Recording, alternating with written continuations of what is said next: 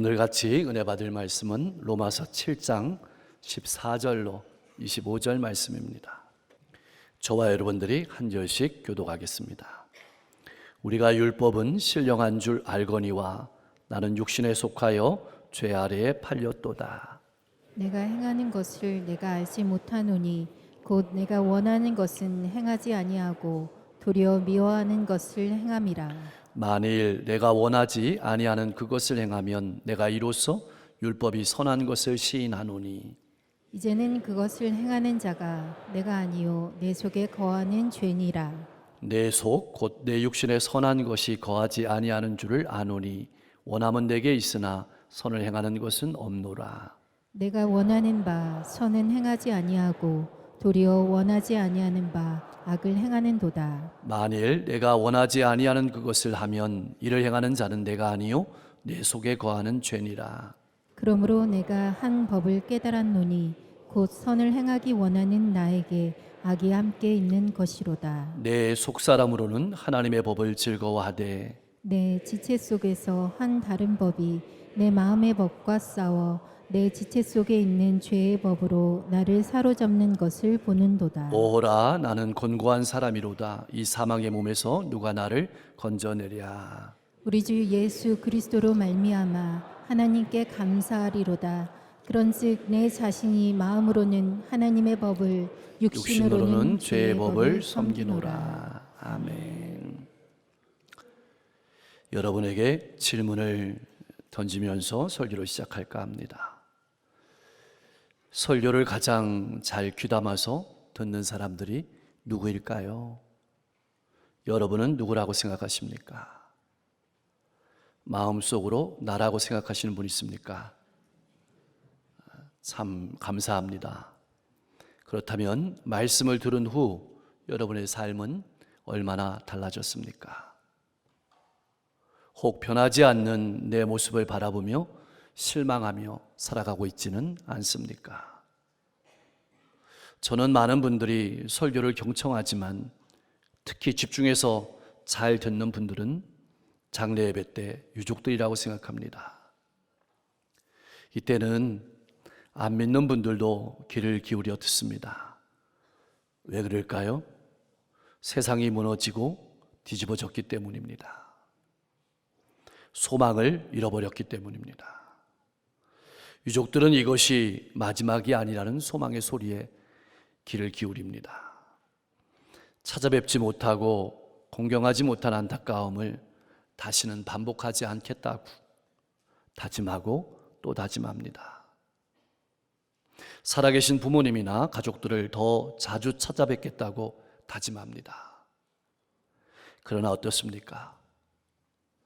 잘 되던가요?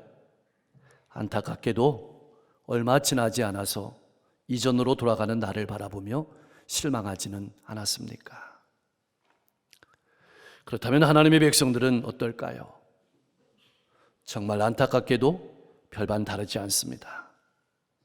이집트에서 노예로 살다가 구원받은 이스라엘 백성들은 놀라운 기적들을 체험했고 홍해를 건널 때는 엄청난 구원의 감격을 체험하고 모두 노래하고 하나님을 찬양했습니다. 그리고 앞으로는 과거와 같은 노예의 삶을 살지 않겠다고 선언했습니다. 어떤 시험이 와도 넉넉히 이겨낼 것으로 생각했습니다. 어떤 상황 속에서도 하나님께 감사하면서 평생을 그렇게 찬양하며 살 수 있을 것 같았습니다. 그러나 어땠습니까? 그 결심이 1년은 갔을까요? 그 결심이 한 달은 갔을까요? 정말 그렇게 살았을까요?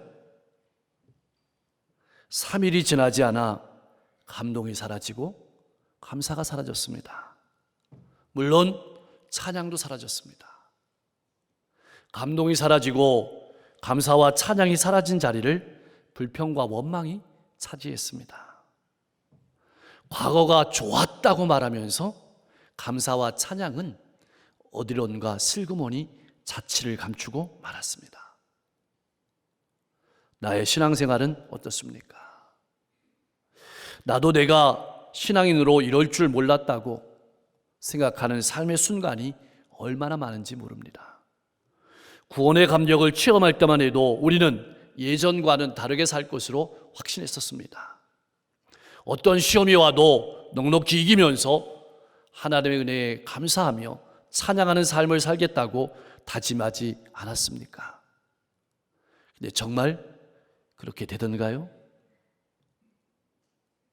그런 면에서 오늘 본문은 우리에게 인간적인 면에서 큰 위로가 되는 말씀이기도 합니다. 저 유명한 바울 사도도 그랬습니다. 오늘 본문 말씀은 하나님을 모시지 않고 살아가는 인간의 실존을 아주 자세하게 그려놓았습니다. 그 상황은 늘 마음에서 선과 악이 싸우고 있고, 그리고 악이 이기는 현실을 말합니다. 예수 그리스도를 믿는 우리도 죄를 지으면은 앞으로는 바로 살아야지 하면서 뉘우치며 다짐합니다. 하나님의 말씀을 즐거워하며 말씀대로 열심히 살려고 노력하고 몸부림칩니다. 그러나 어느 새인가 어느 틈엔가 죄의 유혹이 다시 일어납니다. 분명히 버렸다고 생각했던 옛 습관이 다시 고개를 듭니다. 완전히 청산했다고 생각했던 못된 옛 성품이 다시 드러나기 시작합니다. 우리의 입에서도 감동과 감사가 점점 사라지게 되고, 그 대신 원망과 불평이 점점 더 많아지게 됩니다.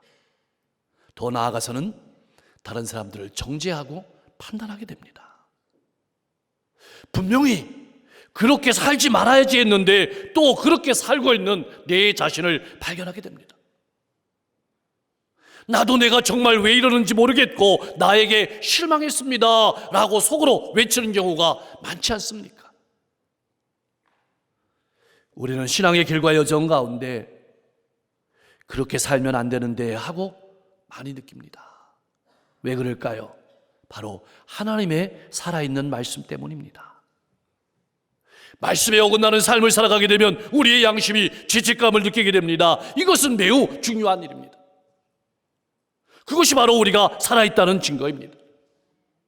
죄를 범하고도 죄책감을 느끼지 못한다면 죽은 신앙입니다.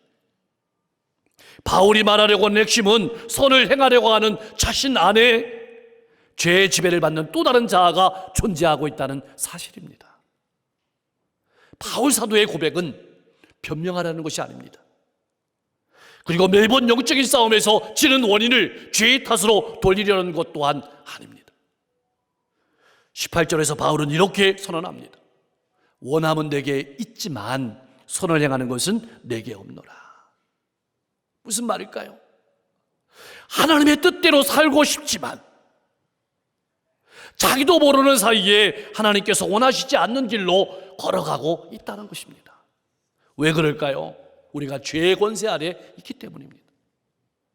내 결심과 노력만으로는 이러한 죄와의 싸움에서 이길 수 없다는 아주 절망적인 현실을 고통스럽게 표현한 것입니다.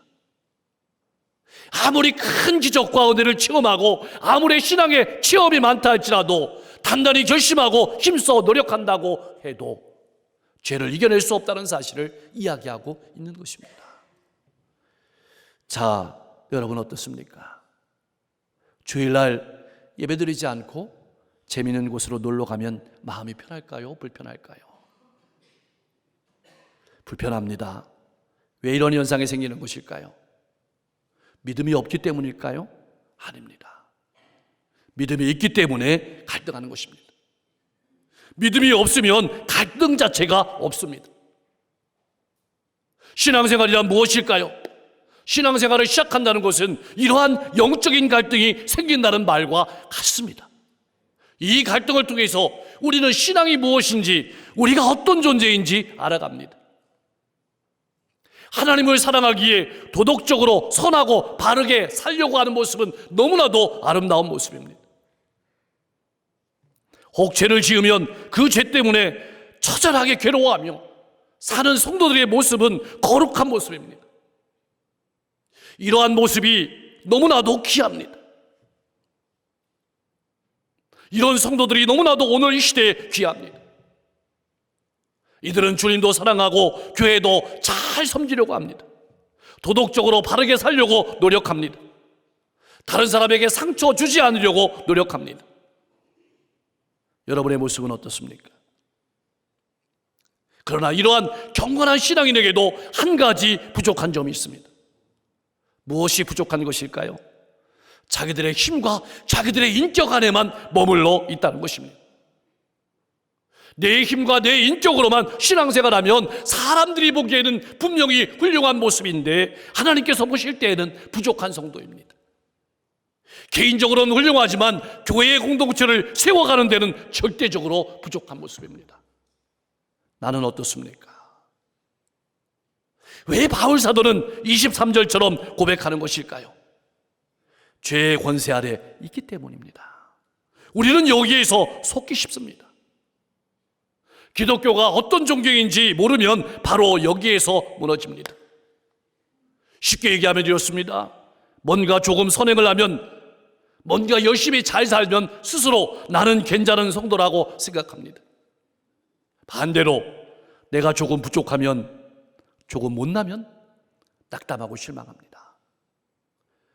이것은 내게다가 근거를 둔, 사람에게 근거를 둔 이것은 기독교가 아닙니다. 기독교는 사람에게 소망을 두는 종교가 아닙니다. 그 사람의 열심이나 믿음의 경험, 신앙의 연륜이 분명히 중요합니다. 그러나 여기에 소망을 두는 종교가 아니라는 뜻입니다. 자, 질문을 던집니다. 사람이 나이가 들고 경험이 쌓이면 좋은 신앙인이 저절로 되는 것일까요? 반대로 나이가 젊고 경험이 부족하면 좋은 신앙인이 되지 못하는 것일까요? 아닙니다. 기억하십시오. 기독교는 사람이 아니라 예수 그리스도에게 소망을 두는 종교이고 십자가와 부활에 소망을 두는 종교입니다. 기독교는 좋은 사람, 괜찮은 사람, 훌륭한 사람이 되는 종교가 아닙니다. 예수의 사람이 되는 종교입니다. 신앙은 그리스도 예수 안에서 하나님께서 어떤 분이신지, 하나님께서 나를 위해서 어떤 일을 하셨는지, 또 오늘 나를 위해서 어떤 일을 하고 계시는지, 앞으로 나를 통해서 어떤 일을 하고 계실지 알고 예수와 함께 죽고 예수와 함께 사는 좋은 사람, 괜찮은 사람, 훌륭한 사람이 되는 것입니다. 삶으로 예수를 나타내고 삶으로 예수를 전하는 사람이 바로 그리스도입니다. 분명 바울 사도는 부활하신 예수 그리스도를 만났습니다. 구원을 받았습니다. 새 생명을 얻었습니다. 그런데 막상 그리스도인으로 살려고 노력해보니 내 뜻대로 되지 않았다는 얘기입니다. 내 영혼 속의 옛자의 습관들이 깨끗하게 청산되지 아니하고 나를 계속 끌어당기는 것을 경험합니다. 믿음으로 바르게 살려고 하면 할수록 영혼과 육체의 싸움은 더욱 격렬해지는 것을 경험하게 됩니다. 마음으로는 하나님을 기쁘시게 하는 삶을 살려고 하지만 죄로 물든 옛자아가 방해합니다. 반면 육체가 좋아하는 것을 하려고 하면 이제는 새로운 자아가 편치 않습니다. 이런 영적인 전쟁터에서 사단은 우리 귀에다가 이렇게 속삭입니다. 우리를 속이려고 속삭이는 것입니다. 너는 그것밖에 안 되는 사람이야. 너희 속회는, 너희 선교회는, 너희 교회는 그것밖에 안 되는데 무슨 소망이 있어? 이런 외침이 들려옵니다. 많은 성도들이 이 외침 가운데 무너집니다. 그때 넘어지면 안 됩니다. 이것이 영적인 전쟁입니다. 우리의 마음과 삶은 하나님의 말씀을 사랑하고 그 말씀대로 살고 싶은 마음과 내 마음대로 살고 싶은 마음이 목숨을 걸고 싸우는 현장이기도 합니다. 어떤 이들에게는 이 싸우는 현장이 돈의 영역일 수 있고 어떤 이에게는 인기와 명예의 영역일 수 있습니다. 여러분에게 약한 부분은 어떤 부분입니까? 거기가 바로 영적인 전쟁터입니다. 그래서 24절 말씀에 탄식이 흘러나오는 것입니다. 오라 나는 곤고한 사람이로다. 이 사망의 몸에서 누가 나를 건져내랴. 이 말씀은 내 힘으로는 이길 수 없다는 말입니다. 이 말씀의 본뜻은 나를 살려달라는 것입니다. 이 고통 가운데서, 이 어려움 가운데서 나를 건져달라는 얘기입니다. 그렇다면 다른 사람이 나를 건져줄 수 있을까요? 아닙니다. 그들도 나와 똑같은 전쟁터에 있는 사람입니다. 그렇다면 누가 나를 건져낼 수 있을까요? 바로 25절 말씀은 분명하게 선언하고 있습니다. 예수 그리스도이십니다. 이제 바울은 25절 말씀에서 분명하게 고백합니다. 우리 주 예수 그리스도로 말미암아 하나님께 감사하리로다. 이 말씀은 나를 바라볼 때에는 실망하고 도망하고 숨고 싶었지만 예수 그리스도를 바라보니 힘이 생겼다는 말씀입니다. 우리에게 구원을 주시는 예수님을 바라보니까 내가 사망의 몸에서 머물러 낙담하고 주저앉고 자책하고 도망할 존재가 아니라는 사실을 깨달아 알게 되었다는 뜻입니다. 사랑하는 성도 여러분, 우리가 믿는 예수님은 어떤 분이십니까? 여러분은 어떻게 믿습니까? 하늘과 땅을 창조하신 분입니다. 역사를 운행하시는 분입니다. 모든 권세를 가지신 분입니다. 마귀의 일을 멸하시는 분이십니다. 뿐만 아니라 나를 위해서 이 땅에 오셨고 십자가를 지시고 죽으셨고 부활하셨고 승천하셔서 하늘나라 보좌 우편에서 나를 위해 기도하시는 분입니다. 그리고 내가 낙담하고 실망하고 믿음의 길을 걸어가지 못할까? 성령님을 보내주셔서 오늘도 내 마음 성전에 거하시면서 나와 함께 하시며 내게 힘을 주시는 분이십니다. 나의 주인이십니다. 나를 바라보니까 힘을 잃고 소망을 잃었는데 예수를 바라보니까 힘이 생긴다고 바울은 고백하고 있는 것입니다. 예수께서 성령을 보내주셔서 깨닫게 하시니 힘을 얻고 찬송하는 것입니다. 이제는 이 찬송이, 이 선언이 여러분의 찬송과 선언이 될 수 있기를 소망합니다. 사랑하는 성도 여러분, 여러분은 누구십니까? 하나님께서 여러분을 어떤 존재로 바라보고 계신다고 생각합니까? 왜 바울 사도는 혹독한 상황 속에서도, 비참한 상황 속에서도 무너지지 않고 낙담하지 않고 힘과 소망을 잃지 않고 믿음의 길을 걸어갈 수 있었을까요? 하나님께서 어떤 분이신지, 예수 그리스도께서 어떤 분이신지, 그리고 성령님께서 어떤 분이신지 알았기 때문입니다. 또한 내가 하나님의 자녀이고 그리스도의 신부이며 교회이며 성령께서 역사하시는 축복의 통로임을 알았기 때문입니다. 죄와 사망의 권세에서 해방된 존재임을 알았기 때문입니다. 이제 남은 것은 내 자신을 하나님께서 쓰실 수 있도록 내어드리는 것입니다. 사랑하는 성도 여러분, 신앙이란 무엇일까요? 하나님께서 그리스도 예수를 통해서 자신이 어떤 분이시고 나를 위해 어떤 일을 하셨으며 또 어떤 일을 하셨는가를 알아가는 것입니다. 예수 그리스도를 모르면 삶의 어떤 의미도 발견할 수 없습니다. 영적인 목마름을 무엇으로 채울 길이 없습니다. 남는 것은 무너지고 자책하고 도망하고 숨고 실망하는 것입니다.